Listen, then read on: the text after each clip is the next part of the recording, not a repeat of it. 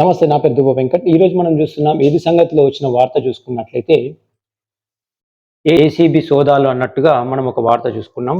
అయితే దీంట్లో రాష్ట్ర వ్యాప్తంగా ఒకేసారి తనిఖీలు అన్నట్టుగా చూస్తున్నాము.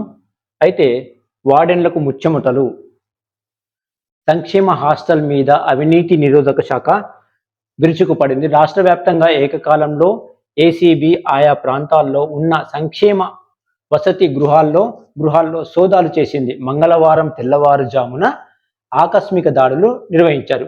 బీసీ, ఎస్సీ, ఎస్టీ సంక్షేమ వసతి గృహాల్లో సదుపాయాలు సరిగా లేవని, ముఖ్యంగా నాణ్యమైన భోజనం అందడం లేదని, వార్డెన్లు సైతం యాదృచ్ఛగా అక్రమాలకు పాల్పడుతున్నారనే ఆరోపణలు ఉన్నాయి. ఈ నేపథ్యంలోనే తెల్లవారుజామున 5 గంటల నుంచి ఏసీబీ అధికారులు విరుచుకుపడ్డారు. హైదరాబాద్ నగరంలో వివిధ సంక్షేమ వసతి గృహాల్లో తెల్లవారుజాము నుంచి సోదాలు జరుగుతున్నాయి.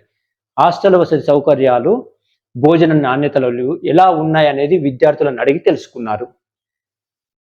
అలాగే ఎంతమంది విద్యార్థులు ఉన్నారు, ఎంతమందికి వార్డెన్ అందుబాటులో ఉంటారా లేదా అనేది కూడా వాకప్ చేశారు. అయితే ఇంకో వార్త చూసుకున్నట్లయితే